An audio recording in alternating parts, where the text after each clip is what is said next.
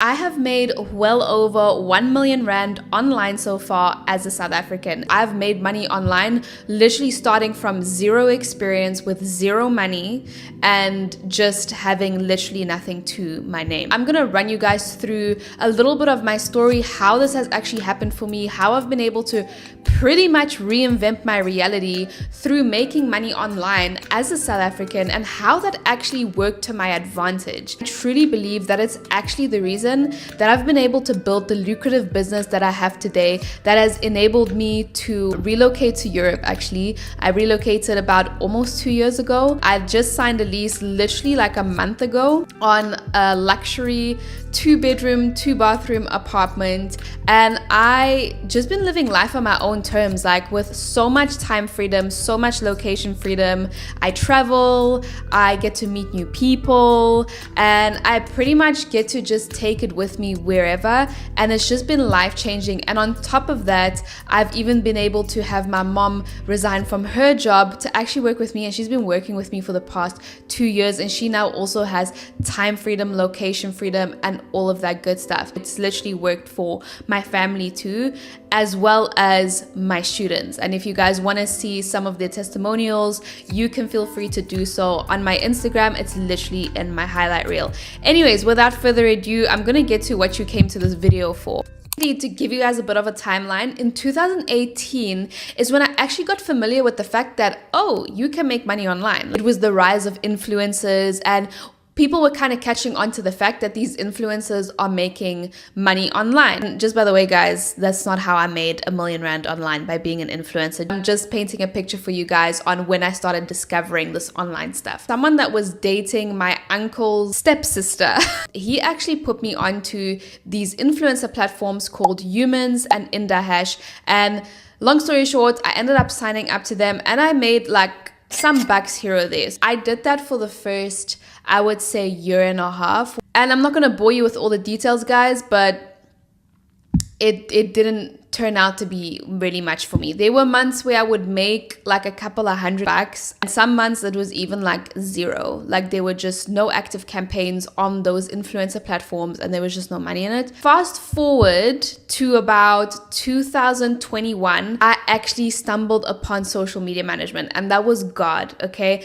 That was God leading me to the very thing that He wanted to lead me to for months already, but I wasn't listening because I was so set on leaning on my own understanding and doing what made sense to me and my human mind and doing it my way. And basically, because of a lot of that, I actually always just was in this rat race, like always in this hamster wheel of like, it keeps spinning, but nothing's happening. So that was literally like a big reason for that. That's how I actually made my first million Rand online, is through social media management. The 6th of November 2021, I landed my very first client.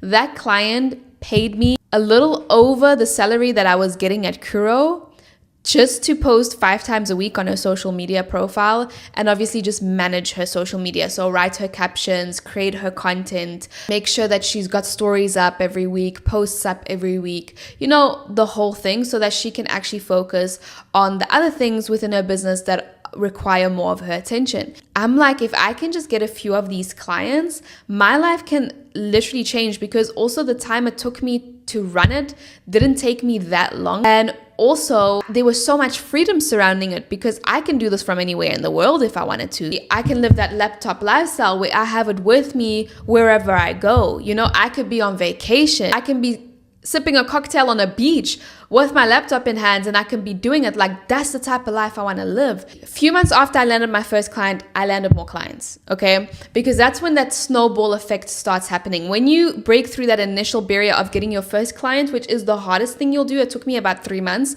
That's when the snowball effect comes, and it just 1, 2, 3. Eventually, I landed more and more using Upwork, and I'm going to actually give you guys a practical little tutorial on how you can actually do this and get started in this space and all of that stuff. Don't worry, I'm not going to leave you hanging. When I landed a few of those clients, literally like in March the following year, so that was November, I got my first client. So literally in March, that's 4 months. In 4 months, I quit my job because I was earning significantly more than I was at my 7 to 3 job. I earned $3,350. So in rands, that's about over 50K. So I think that's about 55K. So imagine going from earning 7,000 rand a month to earning 55K a month. Literally a few months after that, I started outsourcing. When I outsourced, that's when I started making the most money I've ever made in my entire life. That's when I started scaling to like $10,000 months, which is about close to 200,000 rand months. So that was like the very crazy high months. And on average, I would earn anywhere from like $5,000 to $10,000 per month, just to give you guys like an idea of what I would get in. And why? Because of the fact that I was able to charge competitive prices as a business because I was based in South Africa. So the advantage for South Africans, and hear me when I say this, is you're able to charge competitive prices because your costs of living aren't as high as someone who's living in America or Europe. So you get to like charge prices that for them, like it's nothing to pay you like $500 a month for social media management. For you, that's close to 10K. That makes a huge difference. I mean, that's a salary within South Africa. When I realized that literally there's international business owners and businesses that have caught on to the fact that, hey, I can just hire a contractor online from like a third world country and it's going to benefit me because I don't have to pay the ridiculous amounts of money that I would have to pay a local because of the costs of living are obviously higher in America and Europe. I can actually pay someone within a third world country that's going to have a good work ethic also, that's going to be able to do the job good, but I can literally cut that price in half. Like more than half, and still have a good job done, and then both parties win. So that's what I had experienced, like when I converted dollar to rands and what the industry rate was for social media management for an American client or for a European client. I was stunned that you could earn 7,000 all the way up to 20,000 rand per month on managing one social media account for a business owner or a business. So let's dive into how I did this. Let's go. First thing that I did when I found out about social media management, take notes. I learned about Upwork. I had never heard about Upwork before. I had no idea what it was. My sister put me onto it because she had done all this research because she was in the exact same predicament as me, and she actually dived into what she's good at, which is graphic design. She did a bunch of research on how she can gain clients, and she came across Upwork, and that's how she actually started landing clients. Now, when it comes to social media management, the concept remains the same. Like you're gonna find those clients on Upwork. So that's how I learned about Upwork. However, before, and this is very important to consider because this is where a lot of people go wrong, and this is why I believe that many people do not get results from Upwork and trying to get clients from Upwork for social media management or for whatever else you're trying to do online. Because there's a lot of things, guys. There's virtual assistants, there's project management, there's graphic design, there is video editing. So with the social media management, guys, here's the important thing.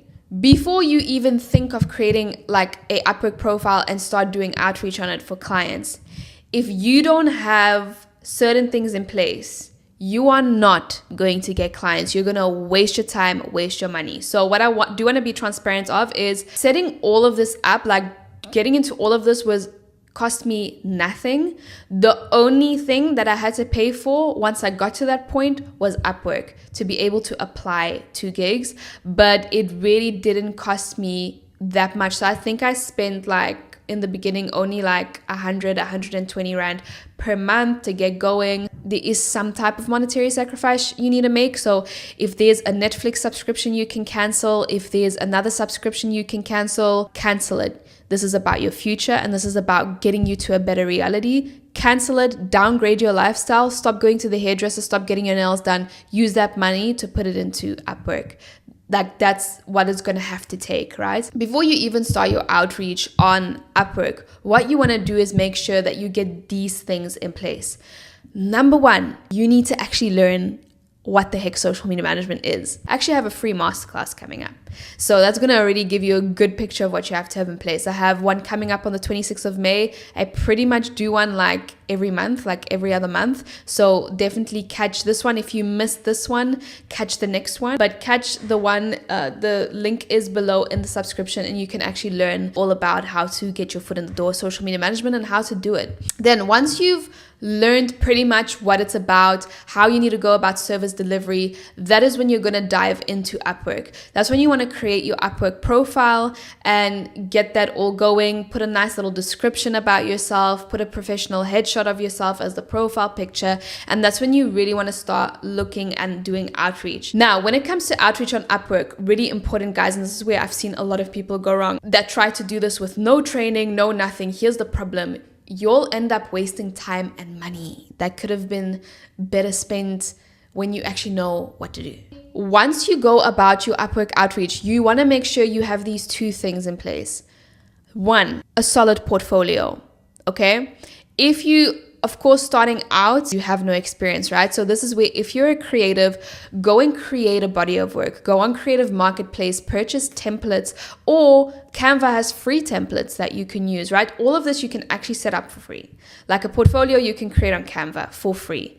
And then samples of work you can create on Canva for free. So pretend in your mind that you have like 3 to 5 clients, is what I teach my students, that you have 3 to 5 clients, let's say a hair salon, a lawyer, a teacher, whatever, a personal trainer, and then create graphics for them, like create social media posts for them, create a little feed, and then have like about 3 to 5 feeds that you can showcase within your portfolio.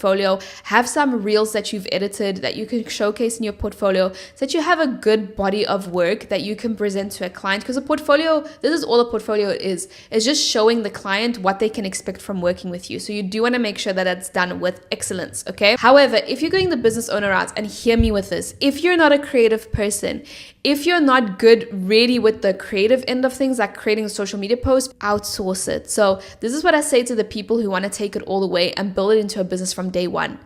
Before you even get to portfolio, Upwork, go and hire someone. But then you just create a client profile instead of a freelancer profile, and you hire someone. You just put up a job post saying, I'm looking for a social media manager to create posts for me, to captions, you know, the whole thing.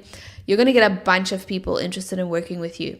And then from there, you can actually check out their portfolio, see who's solid, book interviews with your shortlisted candidates, and then make your decision from there. Once you've hired someone, you obviously are not going to pay them yet because you don't have the money yet, but at least you already have them on standby. So what you're going to say to this person is, hey, I really loved your work. I want to move forward with you. I will be in touch with you within the next few weeks to discuss, you know, the first client that you'd be getting from me. So I will be in touch with you soon. And that's when you're going to be relentless about your outreach. Like, go to Upwork, create your freelancer profile, and apply. Now, once you have hired your team member, you actually are at a very big advantage because you can leverage the results and the body of work that they have in their portfolio and put it in yours. Why this is not unethical is because they are going to be the ones doing the work for your client.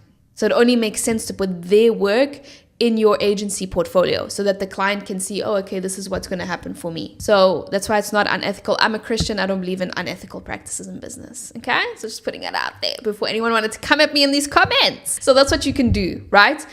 If you want to take it the business route from day one, which I recommend if you do want to take it all the way. If you just want to do it as a freelancer, that's cool too. Then you're going to have to just spend a little bit more time on your portfolio to build that out with your own samples of work. So it's going to take you a few days, a week to really create that for yourself, make it pretty, make it profesh, and put that into your portfolio. Once your portfolio is ready, there's just one more thing to get ready, and that's your cover letter. And you want to include certain pointers. So you want to really, with your cover letter, just make it as short and sweet as possible, and just put in there, why are you the best fit for the job? And then link your portfolio. That's the winning cover letter. And I cover a lot more about all of this in my free training sessions coming up. So definitely join for that, because right now I'm just giving you like a brief outline. In the free masterclasses, I go a lot more into depth about what needs to be in there. But for now, for this video, just so that you know, hey, oh, okay, moving ahead, this is what I can do. This is how I can land clients. So basically, guys, that is how I did it and went about it, and that's actually how then I started landing clients.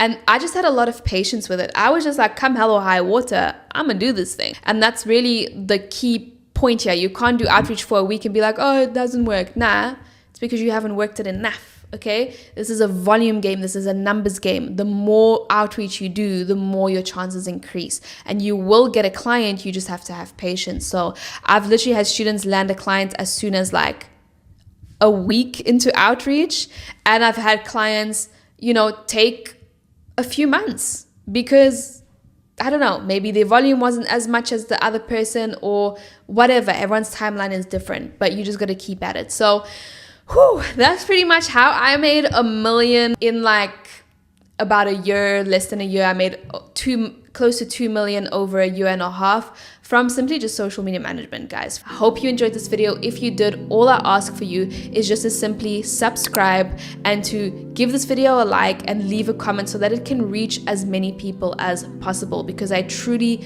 really do want to see as many South Africans win at this as possible. So I will speak to you guys in the next video. Bye bye, guys.